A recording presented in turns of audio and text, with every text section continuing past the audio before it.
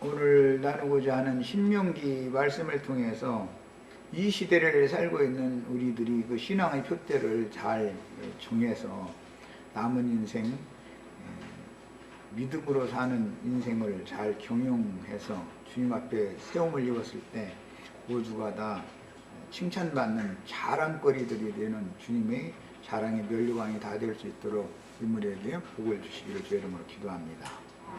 아멘. 아멘. 자, 신명기 24장 말씀 이어서 24장 10절에서 13절 지난 시간에 1시간 다뤘는데 1시간을 더 다루고 다음 달락으로 넘어갑니다. 읽을 말씀은 24장 10절부터 13절 읽습니다. 네 이웃에게 무엇을 구워줄 때 너는 그의 집에 들어가서 전당물을 취하지 말고 너는 밖에 서 있고 네게 구우는 자가 전당물을 밖으로 가지고 나와서 네게 줄 것이며 그가 가난한 자이면 너는 그의 전당물을 가지고 자지 말고 해질 때 그의 전당물을 반드시 그에게 돌릴 것이라. 그리하면 그가 그 옷을 입고 자며 너를 위하여 축복하리니 그 일이 네 하나님 여호와 앞에서 네 공의로움이 되리라. 아멘. 무엇을 구워주는 사람이라는 것은 다음 단락에서 이어지는 이제 부자이고 하나님의 말씀을 맡은 사람이 우주 가운데 제일 부자죠. 그러니까 우주의 제일 부자는 예수님이죠. 예수님은 세상적으로 부자가 아니라 하나님의 말씀을 다 가지고 있었기 때문에 참 부자인 거예요. 자, 이제 남에게 구워주려면 내가 뭔가 가지고 있는 것이 있어야 남에게 구워주죠. 그런데 여기서 구워다 써야 되는 사람은 이제 가난한 사람이다. 그래서 구약 시대에는 고아와 과부와 모든 빈천한 자들이고 신약 시대에 이제 이걸 실현할 때는 세리와 창기와 모든 이방 죄인들이라고 그랬어요. 심령이 가난하고 마음이 낮아진 사람들 나 지금부터는 상징하는 거예요. 그런데 뭘 이제 남에게 뭘 빌려올 때는 반드시 갚겠다고 하는 보증물을 위해 담보를 잡혀야 된다. 이제 그 말인데 그것은 실제 담보를 가난한 사람이 잡혀줄 것이 뭐가 있겠어요? 사실은 자기의 지난 죄과들이 담보물이 되는 것이지 뭐 딴 것은 없죠. 그러니까 담보물을 가지고 나와서 전당을 잡을 사람, 즉 구워줄 사람한테 이것을 제시를 하고 주어라 그랬는데 이 말은 자기의 지난 모든 죄과들을 토설하고 자백하고 회개하는 것을 말한다라는 걸 지난 시간에 말씀을 나눴었어요. 자, 이런 큰 이제 윤곽을 가지고 오늘 지난번에 해줬던 집회 자료 내용의 그 12면의 위에서 세 번째 단락부터 이제 보겠습니다. 두 번째 단락부터 읽겠습니다. 가난한 이스라엘인들, 이것은 심령이 가난하고 마음이 낮아진 자들을 상징한다라는 걸 이미 말씀드렸어요. 그들은 밤에는 겉옷을 침구로도 이스라엘 사람들이 그때 당시 생활이 그랬다는 거예요. 침구로도 사용했기 때문에 겉옷을 담보 잡는다 그러면 덮개를 담보 잡는 것을 말하는 것이죠. 이것은 옷이나 덮개라고 하는 것은 거의 지난날의 삶, 행위를 말하는 거예요. 성경에서들 옷이라는 의미가 나오면. 그런데 지난날의 모든 잘못들을 담보물로 전당 잡는다 그러면 너는 이런 죄인이지 않냐라는 근거를 먼저 구워줄 사람이 제시를 해야 된다는 말이니까 그것은 율법 말씀이 유효한 것이죠. 거기에서는. 왜냐하면 율법 말씀이 왜 필요하냐면 그리스도의 은혜에 사람들이 나아가게 만들려면 율법 말씀을 자적으로 적용을 해야 되기 때문에 율법 말씀이라는 것은 반드시 사람을 그리스도께로 중매하는 그 매개체 역할을 하는 거예요. 그래서 만약에 가난한 채무자가 단벌뿐인 겉옷을 담보로 잡힌다면 그는 덮개를 잃어버리는 것이며 여름이라도 밤에는 그 중근동 지역의 그 기온이라는 것은 낮에는 그렇게 이제 뜨거웠다가 밤에는 그 극강화를 해가지고 춥다는 것이죠. 그러면은 겉옷을 잡혀버리고 밤을 맞으면 쉴 수가 없죠. 밤이라는 것은 낮에 고단하게 힘든 일을 했어도 밤에는 안식에 들어가야 되는 것인데, 영혼이 하나님이 주시는 참 안식을 누린다라고 하는 것은 자기의 지난 죄과들 때문에 양심의 참소를 계속 받으면, 못벗김을 당하면, 그 말이에요, 받으면 영혼이 힘이 없죠. 영혼이 안식하고 쉬려면 그리스도의 은혜로 그 지난날의 죄과들에 대해서 용서를 받을 필요가 있다는 것이죠. 이제 이것이 믿어져야 되는 것이고, 예수님 그 피값으로 나의 모든 죄들을 다 사면해놨다. 하나님은 예수의 피를 근거로 해서 나의 지난날의 모든 육신의 생명으로 행했었던 모든 행위들에 대해서는 이미 다 용서해놨다 라는 사실이 믿어져야만 이제 신앙생활에 들어오는 거니까. 그런데 지난날의 잘못에 대해서 주님 앞에 온 사람인데도 불구하고 지난날의 잘못에 대해서 담보로 잡고서 계속 그걸 가지고 이렇게 우려먹으면은 그 사람이 교회 생활에 더 이상 붙어 있을 수가 없다는 것이죠. 참선을 계속 받기 때문에. 이제 그 말이에요. 그래서 낮에 해가 져서 밤이 오기 전에 돌려줘라. 담보로 잡은 것은 이제 세 가지가 있어요. 지난 시간에 말씀드린 것처럼 맷돌을 담보 잡았을 때 해가 지기 전에 돌려줘야 돼요. 겉옷을 담보 잡았을 때 돌려줘야 돼요. 하루 사람을 일을 시켰으면 품삯을 해지기 전에 줘야 되는 거예요. 그것이 이제 유대인들의 율법이었죠. 그런데 그 사람들은 문자대로의 세상사에서 율법을 잘 지켰어요. 유대인들은. 그렇지만 그 율법이 정작 말하고자 하는 하나님의 마음의 숨은 뜻을 분별을 못했다 이거예요. 가르치는 사람들 자체도. 그러다 보니까 복음이 깨달아지지를 않은 것이죠. 율법 속에는 복음이 감춰져 있죠. 율법 말씀을 의문대로 문자대로만 하면은 사람을 정죄하고 심판해 넘기고 죽이는 말씀이 되지만, 이 말씀의 의미를 정확하게 깨닫고 나면 옛사람을 드러내서 심판해 넘기는 대신 위로부터 은혜를 입은 새 사람을 하나님 앞에 중매해서 그리스도의 은혜에 붙어있게 만드는 역할을 하는 것이단 말이야. 이 말씀이라는 양면이 다 있는 것인데 유대인들은 이거를 몰랐다는 것이죠. 똑같이 오늘날의 자칭 유대인이라는 기독교계의 유명하다 하는 사람들이 이 구약 성경을 읽어도 혹은 이제 신약 성경을 읽어도 거기에 감춰진 뜻은 모르는 수가 있는 것이죠. 하나님의 마음을 상통이 안 되는 것이죠. 왜 그런가? 그 사람은 하늘이 차단되어 있기 때문에 성령과 그 사람 자신의 심령 사이에 성령의 교통이 이루어져야 되는 건데, 하나님과 상통이 안 되는 사람이니까 이 사람이 많은 사람들을 불러 모아가지고서 문자대로 성전 건축하고 사람들을 가르쳐 다 죽여놓을 수가 있다는 것이죠. 그 다음에 결국 전도자가 가난한 영혼의 지난날의 죄과를 함부로 정죄하거나 누군가에게 이것을 발설을 하면, 그걸 안다 할지라도 교회에서는 어떤 지체의 지난날에 어디 가서 뭐해서 살았느냐 그런 거 물어볼 필요가 없다고 말이야. 그러니까 자꾸 그 얘기를 하는 거예요. 그런데 목회자가 또는 어떤 지체가 남의 어떤 속사정을 예를 들어서 알았어. 그러면 그 사람의 속을 그 사람한테 제펴준 거죠 지금. 그러고 나면 아이고 꼴까보고 있네, 이렇게 나와버리면 어떻게 되냐. 그렇게 되면 주님의 은혜에 붙어있을 여부를 묻어고 참수를 계속 받으면 어떻게 돼요? 도리어 하나님을 원망하며 떠나게 돼 있다 이거야. 자꾸 사람은 숨고자 한다 이 말이야. 자꾸 영혼의 아픔을 주면 어떻게 해요? 숨게 되죠. 그러면 속 잡힌 사람과 함께 생활을 안 하려고 할 거 아니야.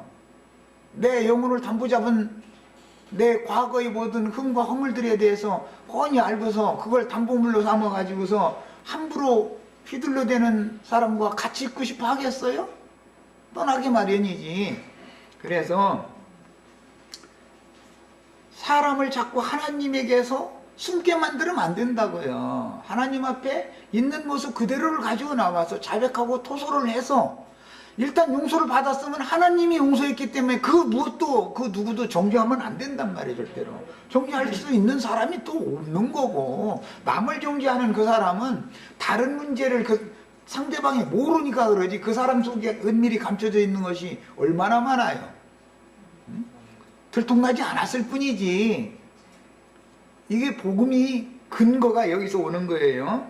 이처럼 가난한 자가 매일 사용해야 할 필수품들은 반드시 해가 지기 전에 되돌려 보내야 했는데, 해가 지기 전에라는 것은 늦기 전에, 이제 그런 말이죠. 쉬운 표현으로 하자면 그 사람이 상처받고 하나님에게서 떠나기 전에 숨으려는 마음이 다 있으니까 그렇게 하기 전에 미리 다 풀어줘라, 자유를 줘라 이 말이에요. 그 다음 은혜 앞에 은혜를 누리게 해줘라. 당신 확실하게 용서받은 사실을 믿어라. 당신이 지난 과거에 뭔 짓을 했든 그 죄값은 예수님이 대신 다 치렀다. 하나님은 당신이 지난날의 죄과에 대해서는 더 이상 기억도 하지 않는다는 약속이 있다. 그 약속을 딱 갖다 증거를 대시를 해줘가면 이걸 믿어라. 이제 당신이 오늘날 누구한테 참소받아도 그런 것 때문에 상처받지를 말아라. 지난날 세상에서 죄인으로, 하나님을 모르면서 죄인으로 행했었을 때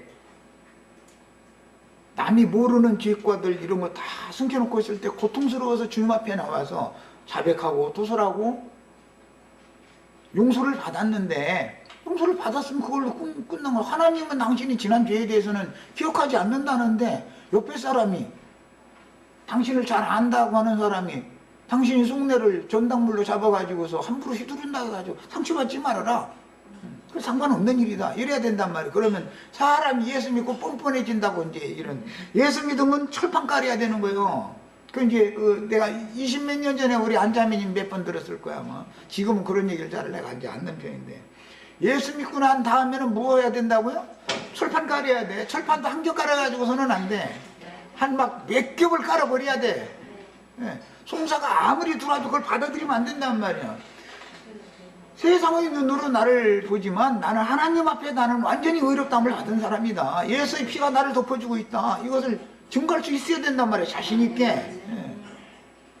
사탄의 송사를 계속 받아들이면 그리스도 심판대를 통과할 수 있어요, 없어요? 못 받아들이는 거예요. 그래서 날마다 십자가를 못 박는다는 사람은 지금 그리스도 심판대를 통과할 수 없다라는 걸 자백하는 말인 거예요. 못만 계속 박다가 인생 떠나면 통과가 되겠어요? 이미 못 박혔어야지. 응? 그렇잖아요. 이미 끝난 송장 가지고 말이야, 무덤 다시 파가지고서는 송장 꺼내가지고서 송장 냄새 또 풍기고, 또 있다가 막 또 막 흙으로 또 덮어가지고 이제 미선이 옷 입어가지고 또 감추고, 그 다음에 또 어떻게 하면은 또 무덤 삽질해가지고서는 흙 다 해치고 나서 송장 또 퍼올려가지고서는 이러고, 이것을 평생 해가지고서야 그 사람이 구원받은 사람이냐 이 말이요. 단번에 딱 지난 죄과들은 단번에 사면을 딱 받은 사실이 믿어져야 된단 말이야. 예수의 피는 이런 효능이 있는 것이다 그런 말이야. 이것을 정확하게 가르쳐야 된다 그런 말이에요. 자, 그래서 겉옷, 맷돌, 품삯 등이 동일하게 해지기 전에 주어라 라는 말씀으로 율법에 정해졌는데, 이러한 이스라엘의 생활윤리법은 교회 생활의 실행을 염두에 둔 율법으로서 지체의 허물이나 약점을 전당물로 사용하여 가난한 영혼을 압박하지 말라는 뜻이다. 가난하다는 건 그 사람이 심령이 가난해지고 자기의 죄과에 대해서 애통하는 사람이다 이 말이야. 지난 과거 그런 잘못 때문에 하나님 앞에 고개도 못 들고 떳떳하지가 못한 사람이요. 자랑거리가 없으니까. 그런데 누구는 막 하나님 앞에 떳떳한 사람들이 이게 전당물 잡아가지고서 휘두르게 돼 있죠. 그러면은 하나님이 그도 밝혀지지 않은 은밀하게 감춰져 있는 그 속에 있는 죄과들을 하나님은 다 알고 있는데 그나 가릴 것 없이 다 1만 달란트를 공평하게 다 용서해 줬다 이거예요. 복음의 시작에 믿음 생활의 출발은 여기서 하는 거예요. 누구나 다 죄인이고 누구나 다 똑같이 1만 달란트를 탕감받았다고요. 그런데 전당물 잡고서 휘둘러대면은 1만 달란트가 무효예요, 유효예요? 무효된다 그 말이에요. 무효.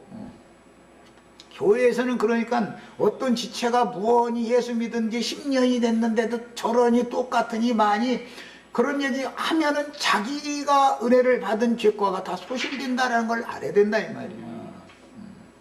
이런 걸 모르면은 어떻게 돼요? 자기의 의로움, 자기의 선한 것 때문에 누구한테 걸려가지고 스스로 교회에서 튀어나가게 돼 있어. 견뎌나들 못해 이 사람은.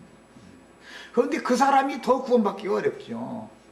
매다 듣고 가를 나가면 튀어나가게 돼 있거든. 자꾸 한 번, 두 번 튀어나가야 되는데 나중엔 서너 번 튀어나가다가 나중에는 아예 멀리 튀어나가 버리면 찾도 못하게 튀어나가 버리면 갈릴 수가 없어 이 사람은. 그냥 구원을 받을 방법이고 무슨 죄지로 구원을 받을 거야 이 사람이.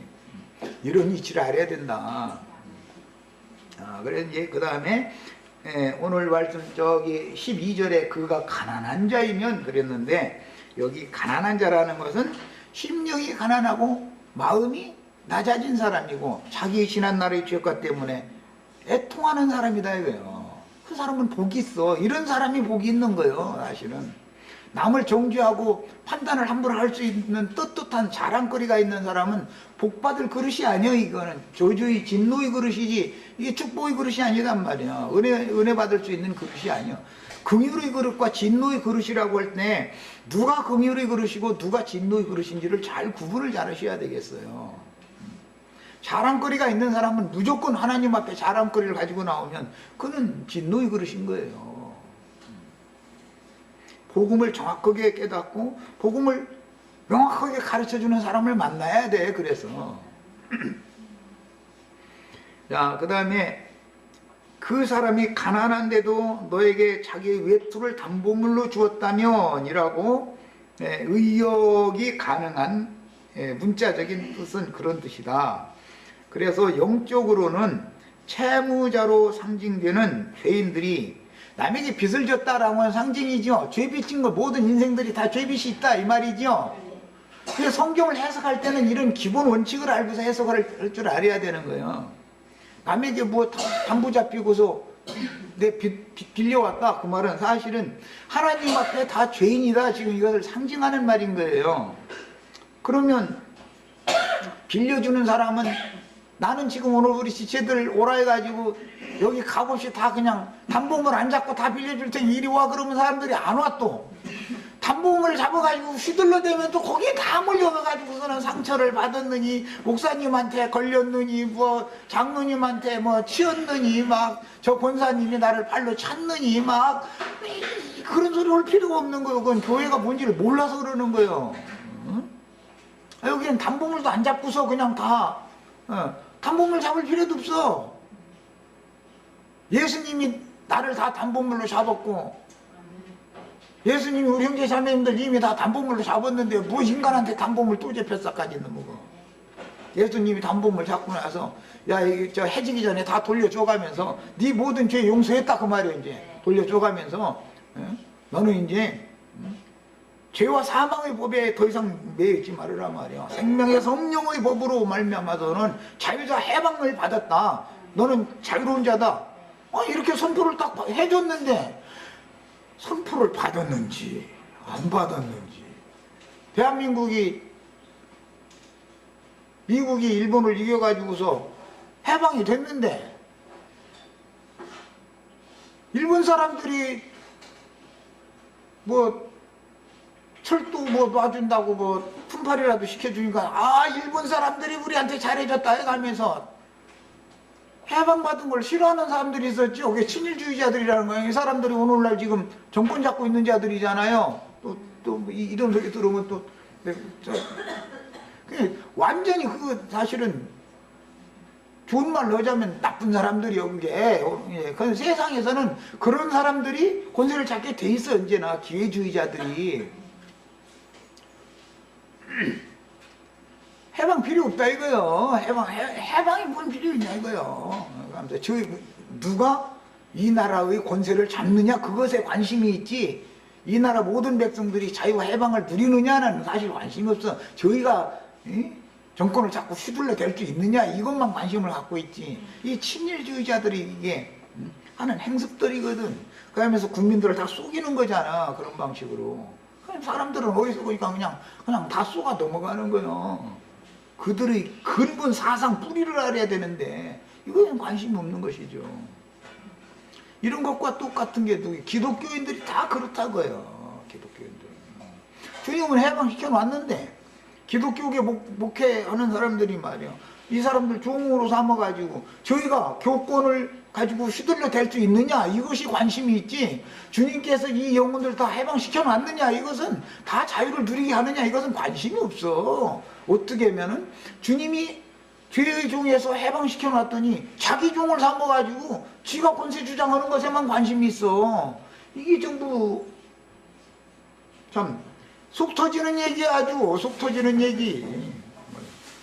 그 나처럼 이게 진실을 전하면은 이 사람은 좌파요. 이게 좌파. 이게 좌파 말이야. 누가 좌파요? 누가 애국자예요? 정말로 애국자는 누구야? 주님 나라를 위해서 생명 내놓는 사람이 애국자지 말이야. 진리를 위해서 목숨 내놓는 사람이 진짜 하느님 나라의 애국자 아니야. 이런 걸 깨달아야 된다 이거예요, 사람이. 그 다음에 교회 중에 어떤 형제나 자매가 지난날에 저지른 세상적인 범죄와 허물이 될 만한 일들을 알고 있을지라도 없는 사람은 없으니까 밝혀지지 않아요. 뽀롱이 안 났을 뿐이지. 하나님 앞에서 용서받았으면 그 무엇도 그 누구라도 심지어 마귀도 그 사람을 정죄할 수 없는 거예요. 옛날에 그랬어요. 옛날에 그랬지만 예수님한테 결혼은 다음에는 구부러지기를 않는데 지금 와서 옛날 얘기 날마다 해가면서 자꾸 휘둘려대면 어쩌자는 거냐 그 말이요, 말하자면. 그 지체의 아픈 과거를 전당 잡고는 되돌려 주어서 죄빛을 탕감받게 해주지 않고 틈만 나면 비방거리를 삼는 경우에 대한 상징이다. 그가 이미 돌이켜 주님께 사함을 받은 경우에는 지체의 약점을 전당물로 잡고 욕보이는 짓을 절대 하지 말라라는 뜻이에요. 그 다음에 앞에서 미리암이 모세를 비방함으로 문둥병자의 시리를 받은 것은 목회자도 역시 흠과 허물이 드러날 수 있지만 함부로 정죄하여 비방한 경우로서 인도자가 자신의 잘못을 깊이 뉘우치며 아파해하는 지난날의 죄과를 약점으로 전당 잡고 함부로 광포하여 수치를 주는 행동을 한다면 도리어 남의 약점을 발설하여 욕보인 자가 주님의 은혜에서 끊침을 당하여 문둥병이 발하여 영이 무뎌지고 완악해지며 메말라서 죽는 징벌을 당하게 마련인 것이다. 교회 생활이라는 것은 사람이 하나님 앞에서 할 수 있는 것은 은혜에 붙어있는 수단 외에는 없는 거예요. 자기의 의 때문에 하나님이 받으심이 되는 사람은 없는 거예요. 세상 없어도. 그래서 앞에서는 인도자의 허물을 드러낸 미리암을 경계거리로 지시하고 이어서 자신의 옷을 전당 잡힌 백성에게 담보물을 전제로 꾸어주는 자인 전도자가 가난한 영혼을 어떻게 대할 것을 율법으로 정한 말씀을 바르게 깨달아서, 이게 교회 생활은 양면이 다 있는 거기 때문에 두 가지를 지금 제시를 해놓은 거예요. 교회 중에서는 누구의 지난 죄과나 흠결 등을 함부로 발설함으로 자신이 도리어 주님의 은혜에서 끊침을 받는 하나님의 징벌을 받지 말아야 합니다. 그리스도의 은혜에서 끊어지면 죽는 거죠. 에덴 동산에서 쫓겨난다라는 것은 무슨 뜻이에요? 기업에서 쫓겨났다, 그리스도 밖으로 나가게 된다, 그 말. 그것을 죽음이라 그러는 거예요, 성경에서는. 성경의 죽음이라는 건 하나님과 분리되는 상태를 말하는 거예요. 그 말은 그리스도의 은혜에서 끊어지는 것을 말하는 거예요. 자기의 의가 강한 사람은 그리스도의 은혜에서 자기 스스로 끊어지게 돼 있어. 누가 당신 나가시오 할 필요가 없어. 자기 스스로 걸려가지고 이게 끊어져 나가게 돼 있는 것이지.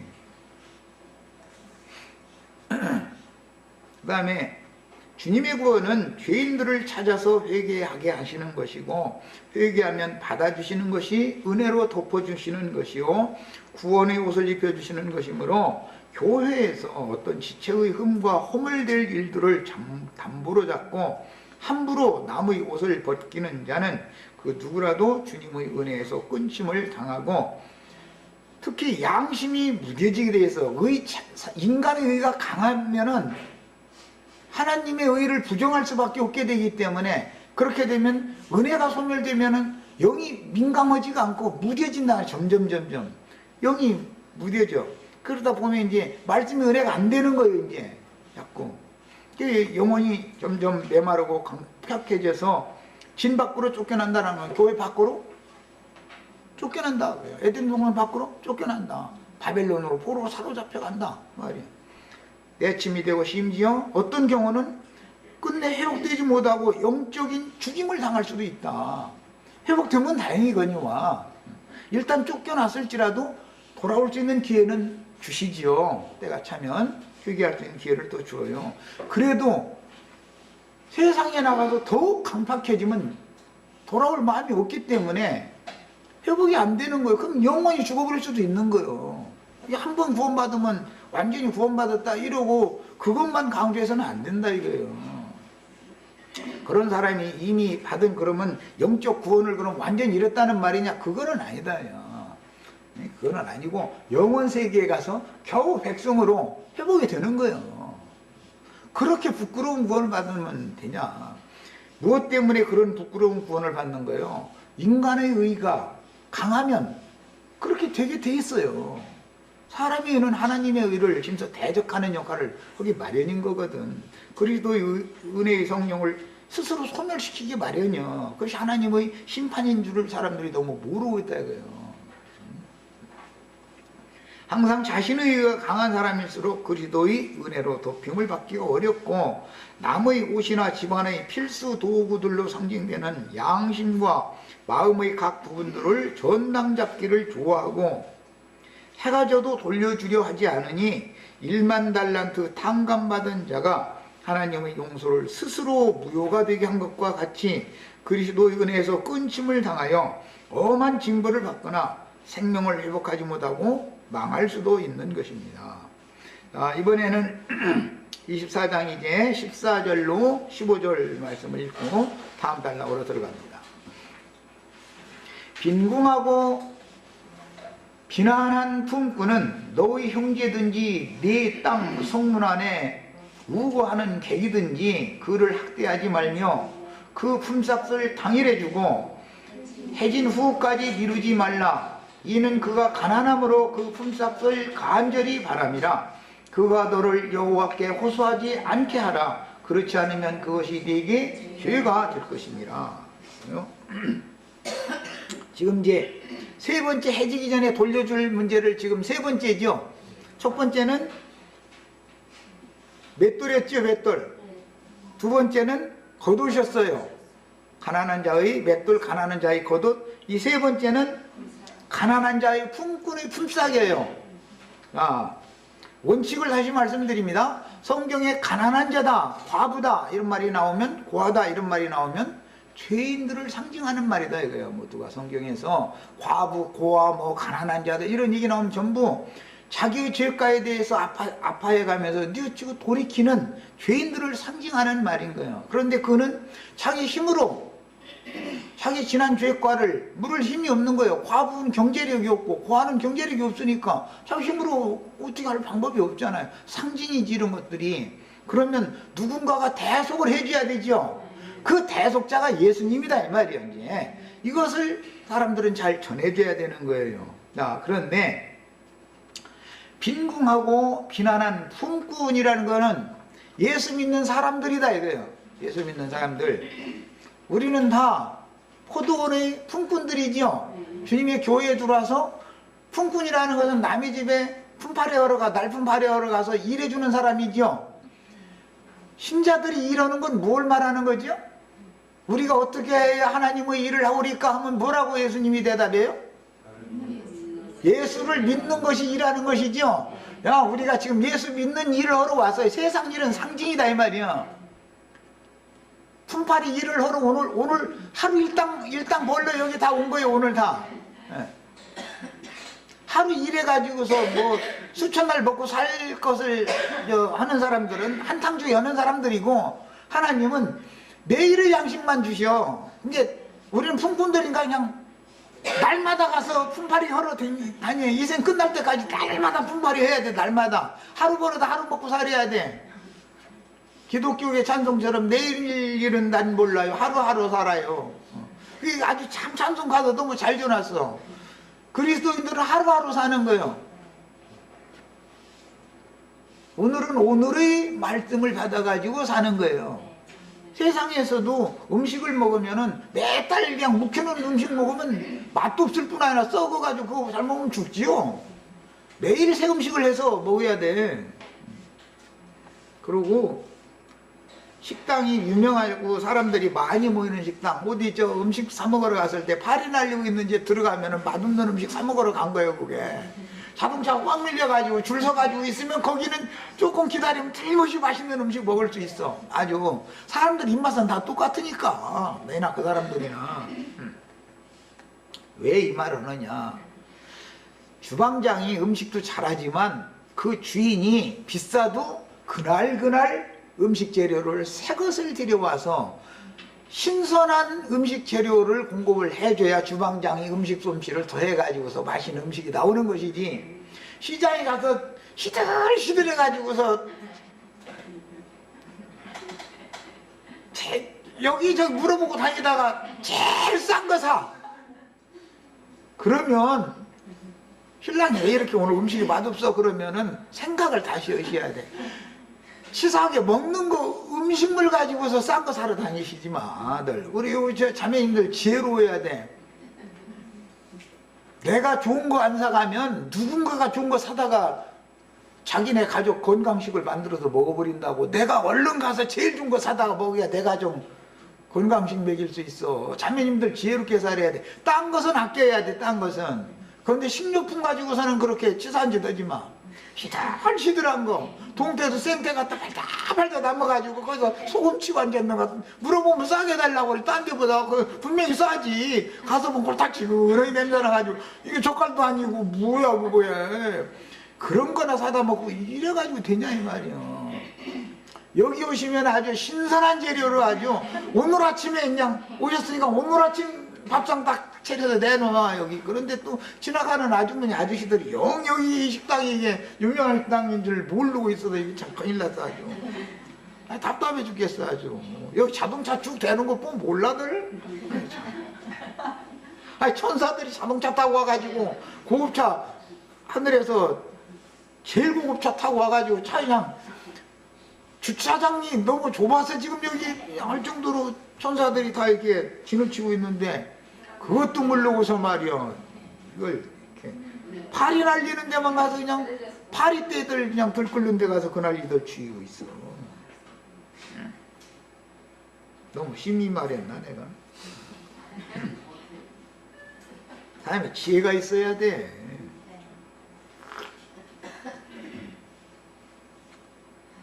쓸데없는 헛돈 쓰시지 마시고, 식료품은 우리 자매님들 그날 시장에서 금방, 도매시장에서 금방 가지고 짐 풀을 때 제일 좋은 거 딱 사오시는 지혜를 다 배우셔야 돼. 다른 것보다 2배, 3배 비싸죠. 나도 비싼 줄 알지만 그래도 그건 돈 아끼지 마셔. 식료품이랑 저녁 낮에 싼 거리 사러 가가지고 또 시들시들한 거 말이야. 그거 사다가 먹이지 말란 말이야. 그래가면서 왜 너희는 이렇게 애가 건강하지 않냐고. 그 엄마 자기가 그렇게 만들어 놓고 나서는 왜 애 탓을 해. 좋은 식료품으로 잘 먹여봐. 애가 그러겠어? 야, 그 다음에 품삯이라는 것은 예수를 믿는 목적이 뭐예요? 구원받는 것이죠. 당신 왜 예수 믿어요? 그럼 기독교인들도 구원받으려고 아주 대답은 잘해. 구원받는 게 품삯받는 거죠. 상징이다 이 말이요.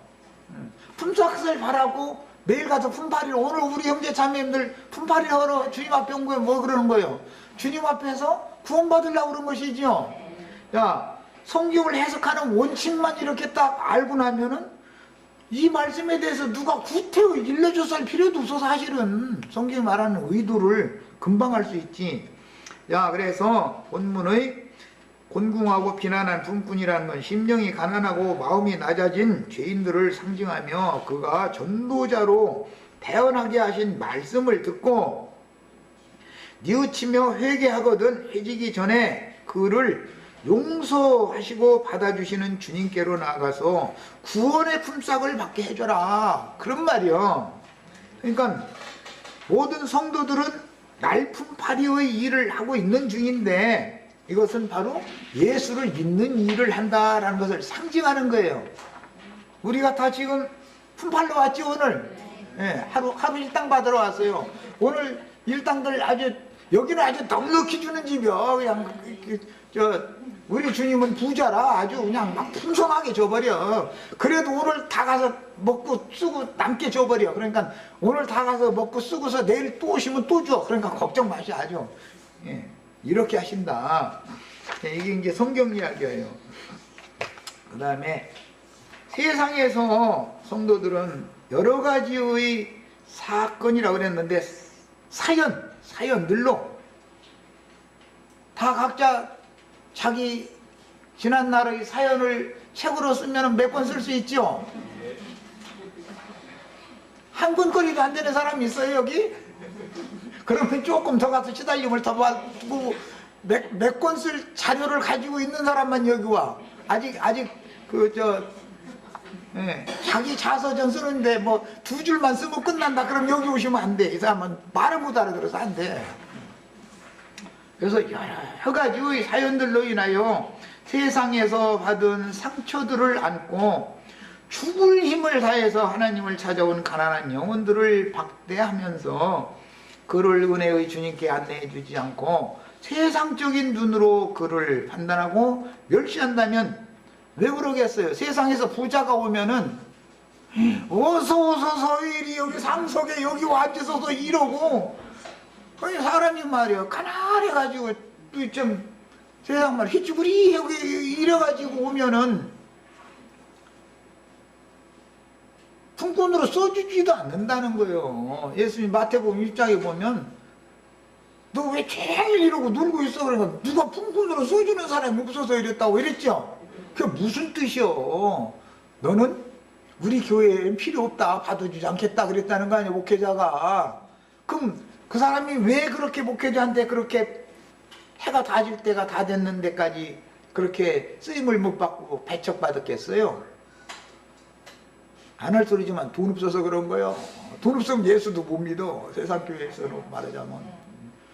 너무 심히 말했다고 예배당 목사님들 이 얘기 들으면 저분은 말이야, 저 사람은 말이야 입만 벌리면 말이야 아주 목사들 욕한다고 또 이러시지 말고들 정신들 차리시라고.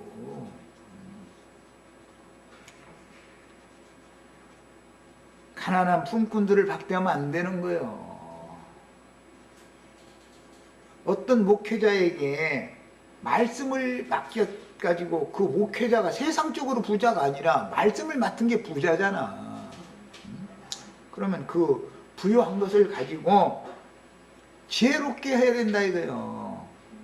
가난하고 빈궁한 죄인들이 니처럼 돌아오면 그 죄빚을 탕감해주는 일을 하라고 그 많은 걸 맡겨놓은 것이지, 하나님께서 그걸 가지고 권세주장을 하고 맡긴 게 아니잖아. 그런데 어떤 사람들이 쟁의를 일자리를 찾으러 이고 저거 다니는데 받아주는 사람이 없어서 아주 해가 질 무렵 1시간만 지나면 다 끝나는 시간인데까지도 길거리에서 이게 헤매고 다니고 놀고 있더라는 거야. 그러니까 마지막 만난 그 사람 뭐 너도 들어가서 포도는 들어가 이래. 그러더니 아니 1시간 지나니까 1시간 품삯만 받아도 황공감사한데 하루 품삯을 다 그것도 맨 먼저 불러가지고 주었다는 거예요. 참나 이 참. 그러고 말하면 우리 주님이 얼마나 불공평해요. 그 꼭두 새벽부터 이런 사람이 말이야. 난 종일 땀 흘리면서 일했는데 말이야. 아니 저 사람부터 품삯 주고 그러면 나는 저 사람 한 달란트 줬으니까 나는 8시간 저 사람도 7시간을 더 했지. 그럼 나 7달란트 받겠네 아마 그랬겠지요. 근데 너도 한 달러만 가지고 그랬다는 거예요. 하나님의 구원은 동일하다 그 말이죠. 그런 거예요. 동일한 선상에서 모든 사람은 다 똑같은 죄인이야.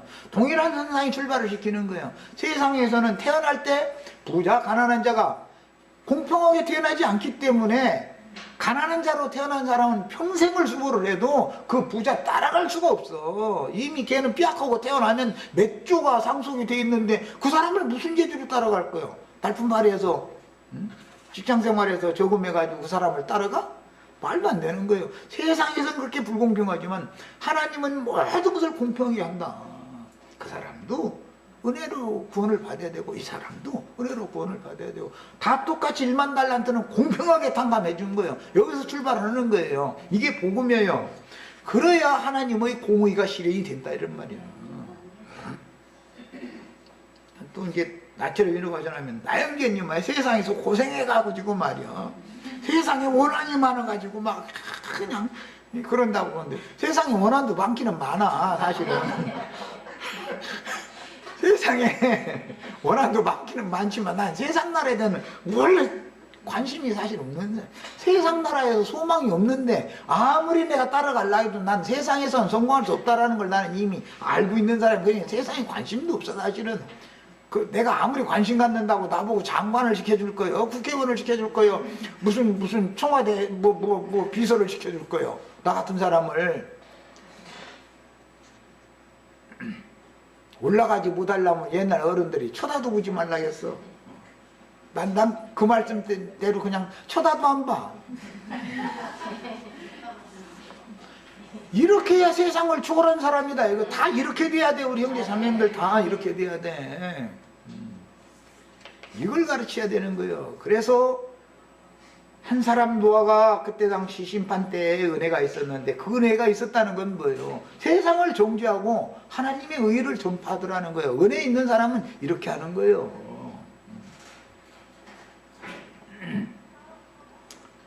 가난한 품꾼의 삭슨 그리스도의 은혜로 말미암는 하나님의 구원임에도 이런 말 자체를 못 알아들어. 사실은 또 이러니 참 이게 서로가 답답한, 그 사람들이 볼 땐 내가 답답하고 내가 볼 땐 그 사람들이 답답하고 서로 세계가 다른데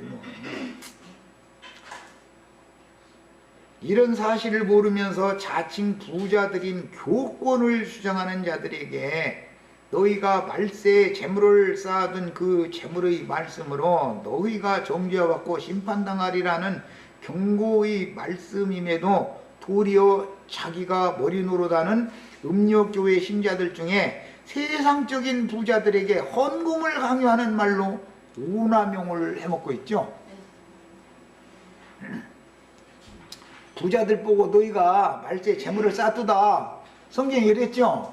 그게 그 부자라는 게 말씀을 맡은 자들 보고 하는 말이요. 그런데 세상 부자들 보고 너희가 왜 말세에 재물 쌓냐 이러고서 오남용을 해가지고 헌금받아 먹는 말씀으로 말씀을 뒤집어 놓는다. 이거 저희 보고 한 얘기인데, 저희 보고 한 얘기인데 이게 지금 사람 주고 아주 말라에서 삼장보라고 하면서 누구 보고 한 소리야. 왜 제사장 놈들이 그 엉뚱한 짓 한다. 11조 떼먹고 있다. 지금 그 얘기를 했는데 11조 떼먹는 도둑놈들 말에 막 잃어버리고 앉았어. 아니 저보고 한 말인데 이 영혼들을 주님 앞에 온전한 사람으로 만들어서 하나님이 받으시는 11조 제물로 드려라 지금. 그런데 너는 제사장 제물을 잘못하고 있다 너. 왜 맨 눈먼 거 병신 저는 거 이런 것들만 갖다 바치고 있느냐 말이야. 하나님 볼 때는 세상에서 부자라고 껍적대는 것들이 전부 눈먼 거 아니면 저는 거 아니면 병신들이란 말이야. 왜 그런 것만 갖다 받으라고. 난 그런 거 안 받는다는데 그 말을 해놨는데 말라에서 삼장군에 11조 안 내면 하나님이니까 도둑질은 도둑놈이라고 이러고 앉았네. 아주 정말 아주 폭폭해서 못 살아. 아주 저 전라도 말로 꺽꺽해 아주 그냥. 아유 답답해. 네, 저 시간 마칩니다.